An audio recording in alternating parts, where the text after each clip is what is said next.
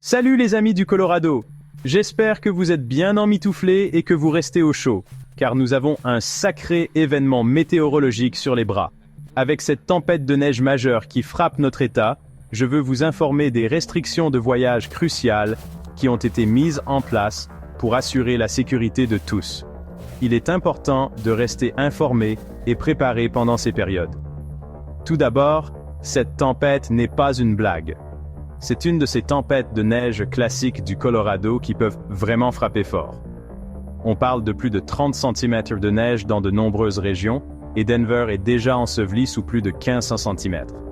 La ville ressemble à un paradis hivernal, mais cela s'accompagne de défis. Et devinez quoi? Ce n'est pas encore fini. La neige continue de tomber fort, et cela devrait continuer pendant un certain temps. Nous attendons plusieurs centimètres de plus, peut-être même 30 cm d'ici samedi. Alors, si vous pensiez en avoir fini avec la pelle, détrompez-vous. À cause de cela, le département des transports du Colorado, ou CDOT, prend des mesures sérieuses. Il travaille sans relâche pour maintenir les routes aussi dégagées et sûres que possible.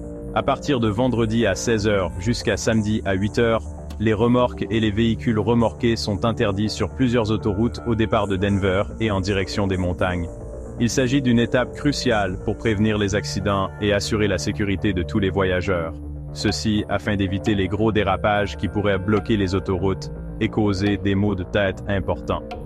Nous savons tous combien il peut être frustrant d'être coincé dans la circulation, surtout dans des conditions aussi difficiles.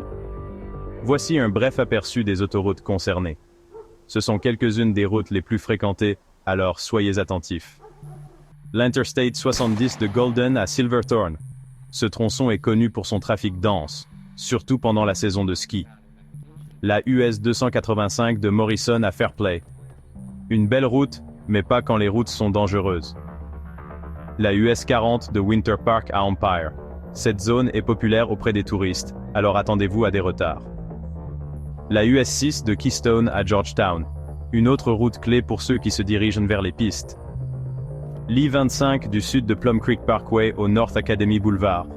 Une artère majeure qui voit beaucoup de trafic de navetteurs. Donc, si vous prévoyez un voyage, il est préférable de prendre la route avant la fin de vendredi après-midi ou d'attendre que la tempête se calme samedi. La sécurité doit toujours être votre priorité absolue. En réponse à la forte tempête hivernale, la Garde nationale du Colorado a été activée et l'état d'urgence a été déclaré. Cela signifie que des ressources supplémentaires sont déployées pour aider à gérer la situation. Des centaines de vols sont annulés à l'aéroport international de Denver, et de nombreuses zones sont en état d'alerte aux accidents en raison des conditions météorologiques extrêmes attendues de vendredi à samedi matin. Si vous prenez l'avion, assurez-vous de vérifier régulièrement l'état de votre vol. Et un avertissement, les amis, si vous pensez réserver un hôtel dans les zones à l'est le long de l'I-70, l'I-76, l'autoroute 50, 40 ou 160, n'y comptez pas. De nombreux voyageurs ont déjà trouvé refuge, remplissant les hébergements disponibles. La patrouille de l'État du Colorado a signalé que les hôtels sont pleins à craquer. Il est donc préférable de rester sur place jusqu'à ce que la tempête passe. Voilà les dernières nouvelles.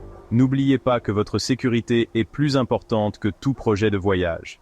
Soyez prudents, conduisez prudemment et vérifiez les mises à jour sur la circulation locale et les conditions météorologiques.